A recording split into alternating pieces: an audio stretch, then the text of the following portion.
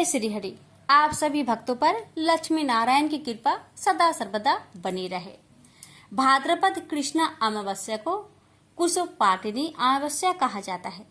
इस दिन वर्ष भर के लिए पुरोहित नदी, पोखर, जलाशय आदि से कुसा घास एकत्रित कर घर में रखते हैं। कुसा घास का प्रयोग कर्मकांड कराने में किया जाता है। कुसुपाटिनी अमावस्या मुख्यतः पूर्वाह्न में मानी जाती है। कुसुपाटिनी अमावस्या को कुशाग्रहणी अमावस्या के नाम से भी जाना जाता है। कुसुपाटिनी अमावस्या का महत्व, ऐसी मान्यता है कि इस दिन कुशा नामक घास को उखाड़ने से यह वर्ष भर कार्य करती है तथा पूजा पाठ, कर्मकांड सभी शुभ कार्यों में, आचमन में या जाप आदि करने के लिए कुशा इसी अमावस्या के दिन उखाड़ कर लाई जाती है। हिंदू धर्म में कुश के बिना किसी भी पूजा को सफल नहीं माना जाता है, इसलिए इसे कुशग्रहणी या कुसुपाटिनी अमावस्या भी कहा जाता है। यदि भाद्रपद माह में सोमवती अमावस्या पड़े तो इस कुशा का उपयोग 12 सालों तक किया जा सकता है। किसी भी पूजन के अवसर पर पुरोहित यजमान को अनामिका उंगली में कुश की बनी पवित्री पहनाते हैं। तथा पौराणिक मान्यताओं के अनुसार एक समय हिरण्यकश्यप के बड़े भाई हिरण्याक्ष ने धरती का अपहरण कर लिया। हिरण्याक्ष पृथ्वी को पाताल लोक ले गया। राक्षस राज इतना शक्तिशाली था कि उसका कोई विरोध तक ना कर सका। तब धरती को मुक्त कराने के लिए भगवान विष्णु ने बड़ा अवतार लिया तथा हिरण्याक्ष का वध कर धरती को मुक्त कराया तथा पृथ्वी को पुनः अपनी पूर्व अवस्था में स्थापना किया।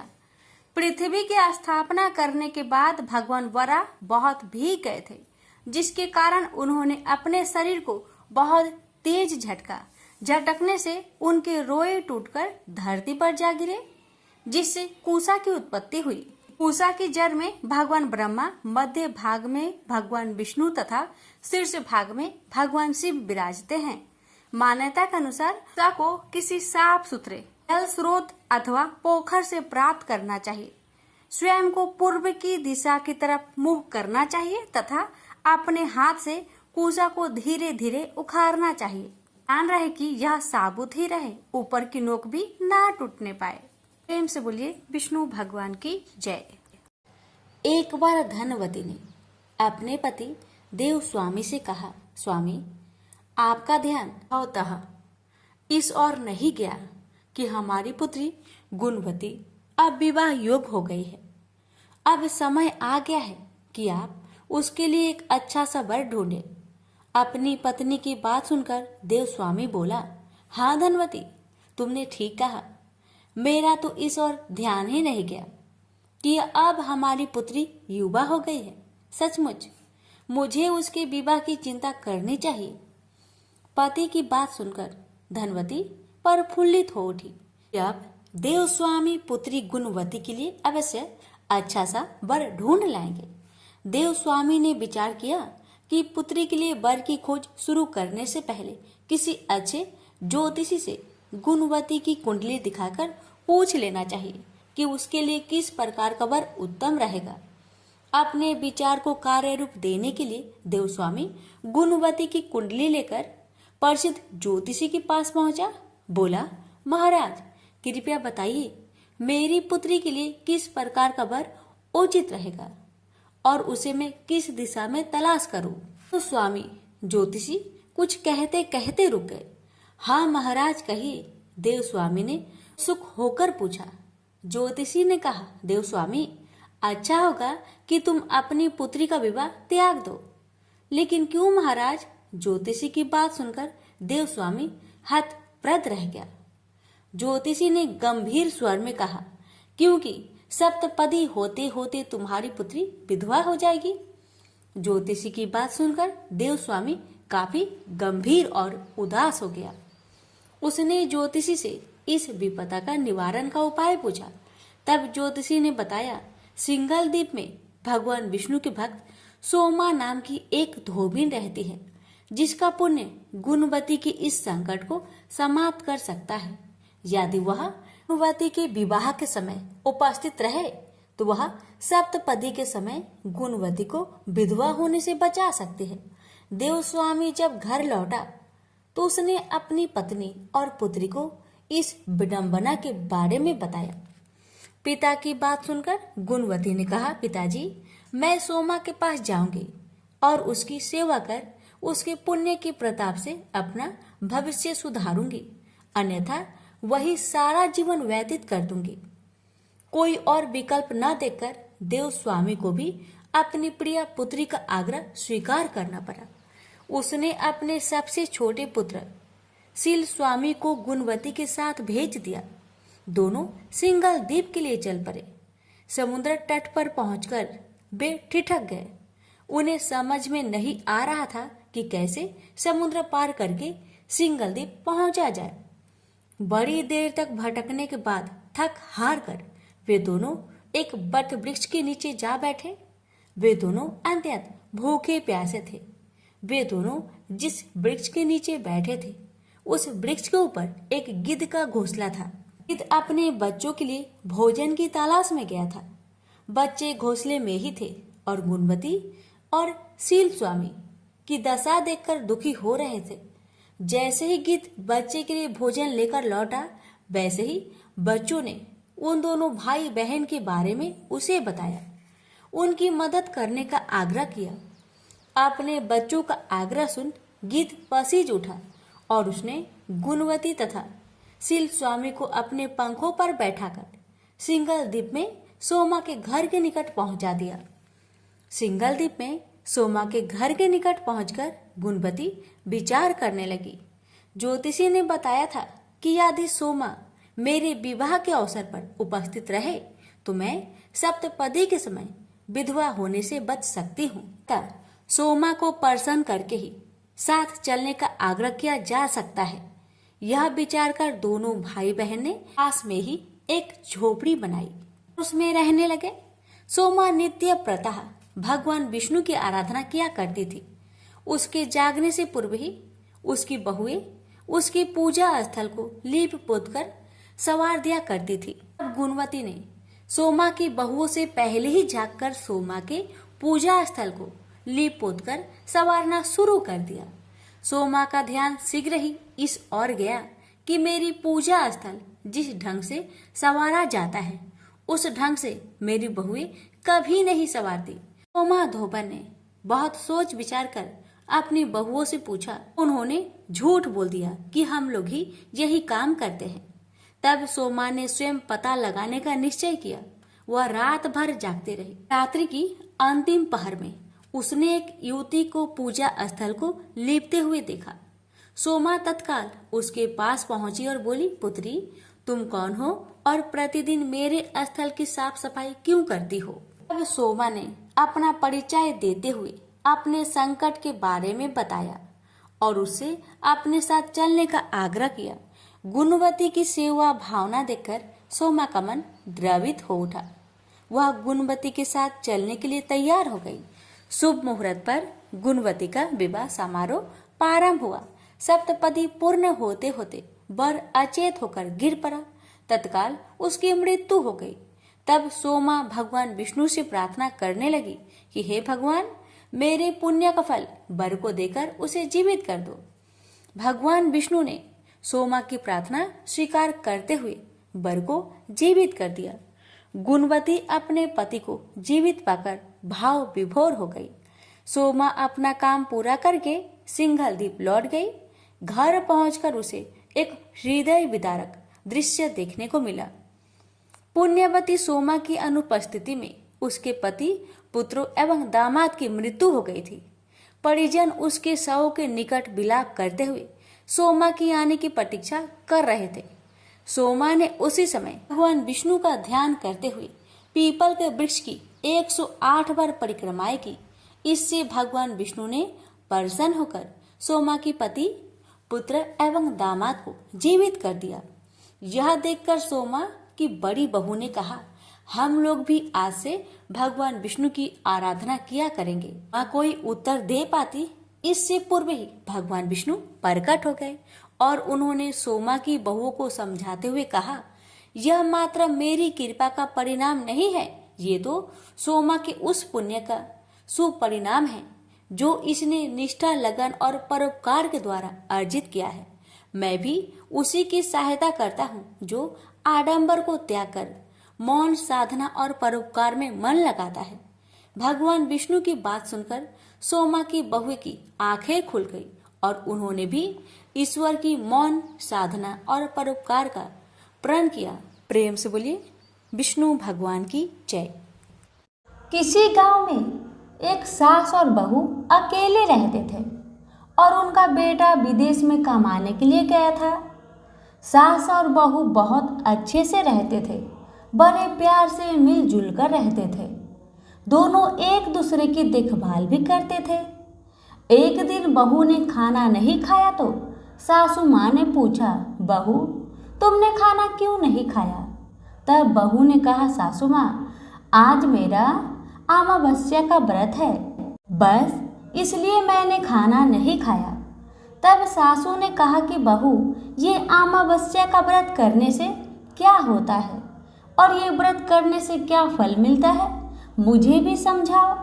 तब बहू ने कहा कि सासू माँ अमावस्या का व्रत करने से बहुत पुण्य मिलता है, घर में अन्न धन बना रहता है, सुख शांति रहती है तथा अटल सुहाग मिलता है और तो और पुत्र की प्राप्ति भी होती है।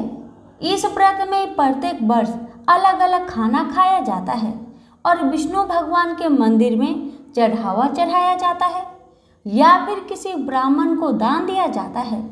इस व्रत में पहले साल भर शक्कर, घी और चावल से बना खाना खाया जाता है। पहले साल व्रत पूर्ण होने के बाद 1.25 किलो चावल और 1 कटोरी घी तथा 1 कटोरी शक्कर का दान किसी ब्राह्मण को दिया जाता है। तीसरे साल गुड़, तिल और घी से बने व्यंजन खाने चाहिए। जब तीसरे साल व्रत पूर्ण हो जाए तो आधा किलो तिल, गुड़ तथा 1 कटोरी घी किसी मंदिर में चढ़ाया जाता है या फिर किसी ब्राह्मण को दान दिया जाता है। इसे ही अमावस्या व्रत कहा जाता है।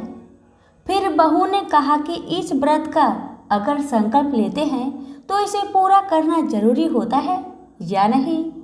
अगर पूरा नहीं कर सकते हैं तो सास बहू में झगड़ा और घर में अशांति आती है। बहू ने बताया। तब सासू ने कहा कि मेरी तो उम्र हो गई है, लेकिन तुम यह व्रत करो। और बहू यह व्रत का आरंभ करती है। लेकिन एक दिन बहू ने किसी के कहने पर गेहूं से बनी रोटी खा ली और अमावस्या माता इस बात से नाराज हो गई। जो सास और बहू बहुत ही प्यार से रहती थी, इन दोनों के बीच झगड़े होने लगे। सभी गांव वाले भी हैरान हो गए कि यह सब क्या हो रहा है।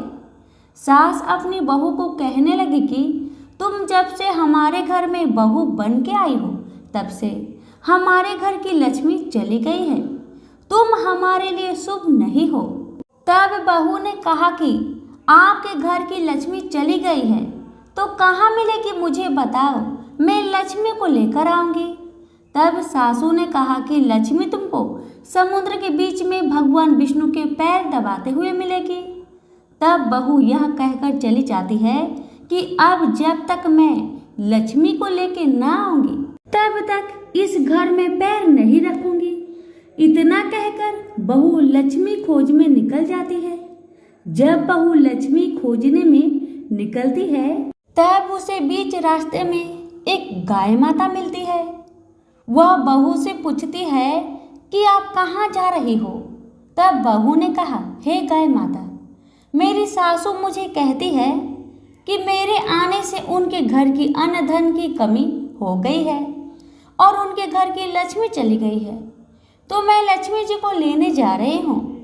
गाय माता ने कहा, हे बेटी, अगर तुम जा ही रही हो तो भगवान से मेरे बारे में पूछ भी लेना। तब बहू बोलती है कि ठीक है गाय माता, बताओ मैं आपके बारे में भगवान से क्या पूछूंगी।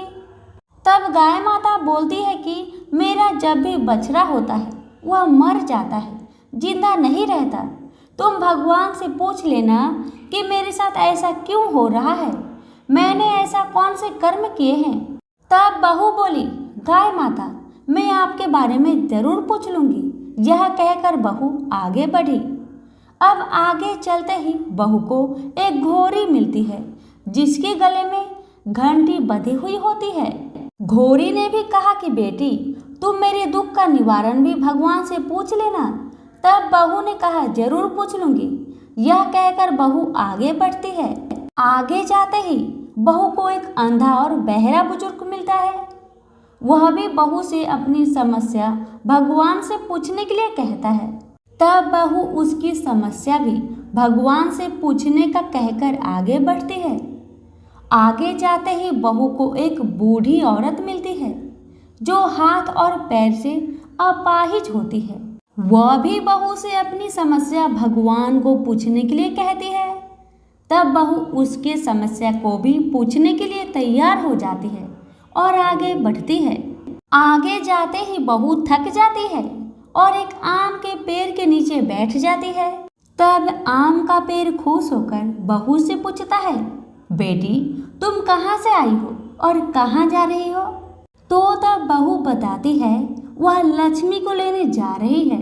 तब पेड़ भी अपनी समस्या भगवान को पूछने के लिए कहता है कि मेरे पेड़ पर लगे आम खट्टे ही क्यों होते हैं, इस बारे में भगवान को जरूर पूछना। तब बहू उसकी समस्या लेकर आगे बढ़ती है। आगे जाते ही बहू को एक तलाई मिलती है। वह भी बहू को बताती है कि तुम भगवान से पूछना कि मेरी तलाई का पानी इतना मैल क्यों है, कोई भी इसे नहीं पीता है। तब बहू कहती है जरूर पूछ लूंगी और कहकर आगे बढ़ती है। बहुत दिनों जंगल में चलते चलते बहू थक जाती है। उसे भूख भी लगी होती है, लेकिन खाने को नहीं मिलने से वह थक जाती है और जंगल में बेहोश हो जाती है। और भगवान का चमत्कार देखिए, उसी समय भगवान विष्णु और माता लक्ष्मी वह विचरण करते हुए आते हैं। तब माता लक्ष्मी विष्णु जी से कहती है, हे नाथ, यह आपकी बहुत बड़ी भक्त है, आप इसके दुखों का निवारण करें। तब भगवान विष्णु कहते हैं कि इस संसार में बहुत जीव दुखी है, सभी अपने अपने कर्मों का फल भोग रहे हैं, किस किस के दुख का निवारण मैं करूं?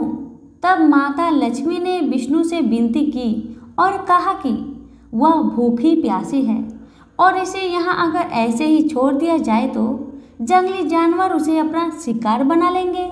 माता लक्ष्मी की बात सुनकर भगवान विष्णु एक साधु का वेश धारण करते हैं और बहू के पास जाते हैं और उसे होश में लाते हैं।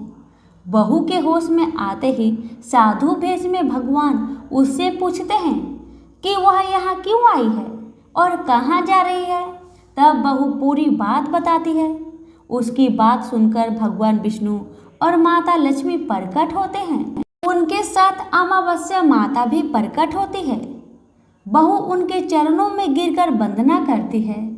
अमावस्या माता बहू को कहती है कि बेटी, तूने मेरे व्रत को खंडित किया है, इसी की सजा मिली है, लेकिन तुम्हें अब मैं माफ करती हूँ और तुम घर जाओ। तुम्हारा घर अन्न धन से संपन्न होगा, तुम्हारा घर सुंदर महल में बदल जाएगा और तुम्हारी सभी मनोकामना पूर्ण होगी। यह सब होने के पश्चात बहू रास्ते में जो भी मिला उन सभी के दुखों का निवारण करने के लिए विनती करती है। तब भगवान विष्णु बोलते हैं कि गाय ने कभी अपना दूध किसी को नहीं पिलाया, उस वजह से उसके बछड़े जिंदे नहीं रहते हैं। तुम उसका दूध पी लेना, जिससे उसके बछड़े जिंदा रहने लगेंगे। और घोड़ी पिछले जन्म में आटा पीसने वाली महिला थी। वह किसी को आटा पीस के नहीं देती थी, इसलिए उसके गले में चक्की के पाट बंधे हुए हैं। तुम उसके पाट खोल देना, वह बिल्कुल ठीक हो जाएगी। बुजुर्ग कभी भगवान के मंदिर नहीं गया और ना ही उसने कभी भगवान के भजन सुने। तुम उसको मंदिर ले जाना और दर्शन करवा देना, वह भी ठीक हो जाएगा। बुजुर्ग महिला जो थी उसने कभी भी अपने जवानी में दान पुण्य नहीं किया, इसलिए उसे यह सजा मिली है। तुम उसे दान करवा देना तो उसकी विकलांगना दूर हो जाएगी। उस आम के पेड़ ने कभी किसी बच्चे को अपने आम खाने को नहीं दिए, इसलिए उसके सभी फल खट्टे होते हैं। तुम उस पेड़ का आम खा लेना, फिर उस पेड़ पर मीठे आम आ जाएंगे। तलाई का पानी पिछले जन्म में देवरानी जेठानी थी। वह हमेशा झगड़ती रहती थी, इसलिए उसका पानी मैला है। तुम उसका पानी पी लेना, वह तलाई शुद्ध हो जाएगी। बहू ने भगवान विष्णु, माता लक्ष्मी और अमावस्या माता को नमन करके घर जाने के लिए निकलती है और रास्ते में उसे जो भी मिला उनके सभी समस्या भगवान के कहे अनुसार दूर करती गई। सभी उसे आशीर्वाद देते हैं। घर जाते ही उसका घर एक सुंदर महल में परिवर्तन हो जाता है तथा घर में अन्न धन भरा मिलता है। अब बहू सासू से कहती है कि सासू माँ, आपने सच कहा था, मैं आपके लिए शुभ नहीं हूँ। मेरे जाने से ही आपके घर में लक्ष्मी आई है। अब आप यहाँ रहे, मैं मरने जा रही हूँ। तब सासू ने कहा कि हे बेटी, यह सब तुम्हारे अमावस्या व्रत का फल हमें मिला है। तुम यहाँ पर ही रहोगी, कहीं नहीं जाओगी। और सास बहू खुशी खुशी रहने लगे। एक दिन उसका बेटा भी विदेश से लौट आया और घर में यह सब देखा। तब उसकी माँ ने सब बात उसे बताई। इस तरह वह लोग खुशी खुशी अपना जीवन व्यतीत करने लगे। तो सभी प्रेम से बोलिए, लक्ष्मी नारायण की जय, अमावस्या माता की जय। एक बार की बात है, राजा बलि समय बिताने के लिए एकांत स्थान पर गधे के रूप में छिपे हुए थे। देवराजेंद्र उनसे मिलने के लिए उन्हें ढूंढ रहे थे। एक दिन इंद्र ने उन्हें खोज निकाला और उनके छिपने के कारण जानकर उन्हें काल का महत्व बताया। साथ ही उन्हें तत्वज्ञान का बोध करवाया। तभी राजा बलि के शरीर से एक दिव्य रूप आत्मा स्त्री निकली। उसे देखकर इंद्र ने पूछा, दैत्यराज, यह स्त्री कौन है? देवी, मानुषी अथवा असुरी शक्ति में से कौन सी शक्ति है? राजा बलि बोले, देवराज, ये देवी तीनों शक्तियां में से कोई भी नहीं। आप स्वयं पूछ लीजिए। इंद्र के पूछने पर वे शक्ति बोली, देवेंद्र, मुझे ना तो दैत्यराज बलि जानते हैं और ना ही तुम या कोई अन्य देवगण। पृथ्वी लोक पर मुझे अनेक नामों से पुकारते हैं, जैसे श्री, लक्ष्मी आदि। इंद्र बोले, देवी, आप इतने समय से राजा बलि के पास है, लेकिन ऐसा क्या कारण है कि आप इन्हें छोड़कर मेरी ओर आ रहे हैं? लक्ष्मी बोली, देवेंद्र, मुझे मेरे स्थान से कोई भी हटा या डिगा नहीं सकता। मैं सभी के पास काल के अनुसार आती जाती रहती हूँ। जैसा काल का प्रभाव होता है, मैं उतने ही समय तक उसके पास रहती हूँ। अर्थात मैं समय अनुसार एक को छोड़कर दूसरे के पास निवास करती हूँ। इंद्र बोले, देवी, आप असुरों के यहाँ निवास क्यों नहीं करती? लक्ष्मी बोली, देवेंद्र, मेरा निवास वही होता है जहाँ सत्य हो, धर्म के अनुसार कार्य होते हो, व्रत और दान देने के कार्य होते हो। लेकिन असुर भ्रष्ट हो रहे हैं। ये पहले इंद्रियों को भस्म कर सकते हैं, सत्यवादी थे, ब्राह्मणों की रक्षा करते थे, पर अब इनके ये गुण नष्ट होते जा रहे हैं। ये तप उपवास नहीं करते, यज्ञ हवन दान आदि से इनका कोई संबंध शेष नहीं है। पहले ये रोगी, स्त्रियों, वृद्धों, दुर्बलों की रक्षा करते थे, गुरुजन का आदर करते थे, लोगों को क्षमादान देते थे। लेकिन अब अहंकार, मोह, लोभ, क्रोध, असत्य, अविवेक, काम आदि ने इनके शरीर में जगह बना ली है। ये लोग पशु को पाल लेते हैं, लेकिन उन्हें चारा नहीं खिलाते। उनका पूरा दूध निकाल लेते हैं, पर पशुओं के बच्चे भूख से चिल्लाते हुए मर जाते हैं। ये अपने बच्चों का पालन करना भूलते जा रहे हैं। इनमें आपसी भाईचारा समाप्त हो गया है। लूट खसोट, हत्या, व्यभिचार, कलह, स्त्रियां की पतिव्रता नष्ट करना ही इनका धर्म हो गया है। सूर्योदय के बाद सोने के कारण स्नान ध्यान से विमुख होते जा रहे हैं। इसलिए मेरा मन इनसे उचट गया। देवताओं का मन अब धर्म में आसक्त हो रहा है। इसलिए अब मैं इन्हें छोड़कर देवताओं के पास निवास करूंगी। मेरे साथ श्रद्धा, आशा, क्षमा, जया, शांति, संतति, धृति और विजिति, ये 8 देवियां भी निवास करेगी। देवेंद्र, अब आपको ज्ञात हो गया होगा कि मैंने इन्हें क्यों छोड़ा है। साथ ही आपको इनके अवगुणों का भी ज्ञान हो गया होगा। तब इंद्र ने लक्ष्मी को प्रणाम किया और आदर सहित उन्हें स्वर्ग ले गए। वो प्रेम से बोली, लक्ष्मी माता की जय हो। गणेश जी की कथा। पौराणिक कथा के अनुसार एक समय की बात है कि भगवान विष्णु का विवाह माता लक्ष्मी जी के साथ निश्चित हुआ। विवाह की सभी तैयारी होने लगी। सभी देवी देवताओं को निमंत्रण भेजे गए, लेकिन भूलवश गणेश जी को निमंत्रण देना रह गया था। इधर भगवान विष्णु की बारात जाने का समय आ चुका था।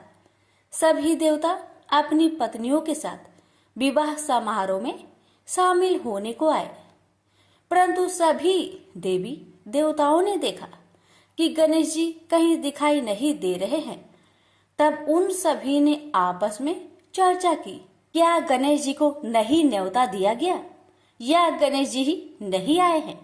सभी को इस बात पर बहुत आश्चर्य हुआ। इस बात पर उन सभी ने विष्णु भगवान से ही इसका कारण पूछा। विष्णु भगवान से पूछने पर उन्होंने कहा कि हमने गणेश जी के पिता भोलेनाथ, महादेव और माता पार्वती को न्योता भेजा था। यदि गणेश जी अपने पिता के साथ आना चाहते तो आ जाते। अलग से उन्हें न्योता देने की कोई आवश्यकता भी नहीं थी। दूसरी बात यह है, उनको खाने में 1.25 मन मूंग, 1.25 मन चावल, 1.25 मन घी और 1.25 मन लड्डू का भोजन चाहिए। यदि गणेश जी नहीं आएंगे तो कोई बात नहीं, दूसरे के घर जाकर इतना सारा खाना पीना अच्छा भी नहीं लगता। इतना वार्ता कर ही रहे थे कि किसी एक ने सुझाव दिया, यदि गणेश जी आते तो उनको द्वारपाल बनाकर बैठा सकते थे कि आप घर की याद रखना।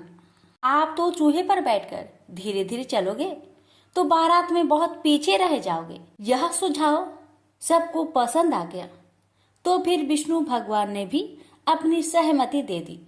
तब गणेश जी को निमंत्रण देकर आमंत्रित किया और उनको समझा बुझाकर घर की रखवाली करने को बैठा दिया गया। बारात चल दी।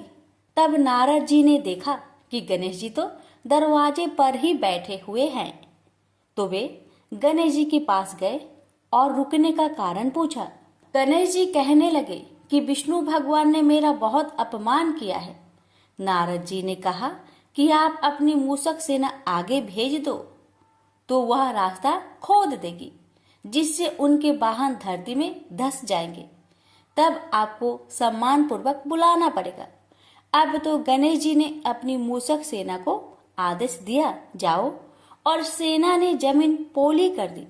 जब बारात वहां से निकली तो रथों के पहिए धरती में धंसने लगी। लाख कोशिश की परंतु पहिए नहीं निकले। सभी ने अपने अपने उपाय किए परंतु पहिए तो नहीं निकले, बल्कि जगह जगह से टूटने लगे। किसी को समझ में नहीं आ रहा था कि अब क्या किया जाए। तब तो नारद जी ने आकर कहा, आप लोगों ने गणेश जी का अपमान किया, जिस कारण यह विघ्न आ रहे हैं। यदि उन्हें मनाकर लाया जाए तो आपका कार्य सिद्ध हो सकता है और यह संकट टल सकता है। शंकर भगवान ने अपने दूत नंदी को भेजा और वे गणेश जी को लेकर आए। गणेश जी का आदर सम्मान के साथ पूजन किया गया। फिर रथ के पहिए निकलने लगे और यह संकट टल गया। अब रथ के पहिए निकल तो गए परंतु वे टूट फूट गए थे, तो उन्हें सुधारे कौन। पास के खेत में एक खाती काम कर रहा था। उसे बुलाया गया। खाती अपना कार्य करने से पहले श्री गणेशाय नमः कहकर गणेश जी की वंदना मन ही मन करने लगा। देखते ही देखते खाती ने सभी पहियों को ठीक कर दिया।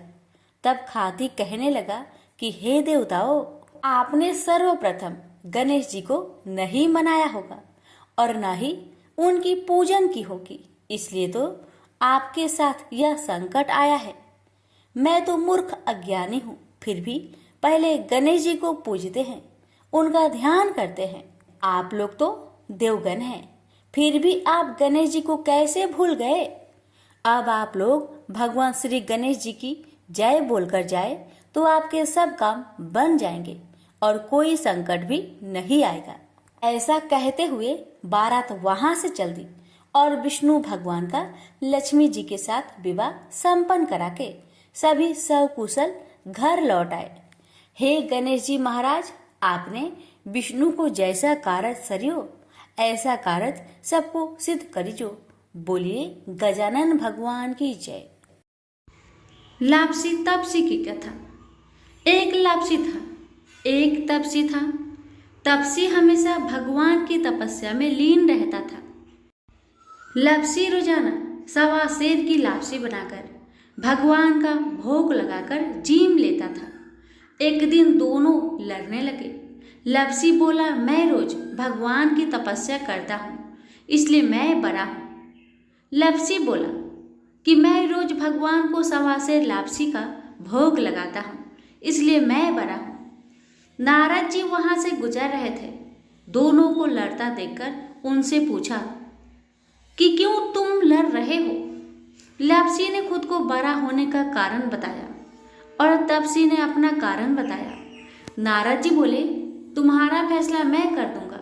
दूसरे दिन लापसी और तपसी नहाकर अपनी रोज की भक्ति करने आए तो नारद जी ने छुपकर 1.25 करोड़ की एक अंगूठी उन दोनों के आगे रख दी।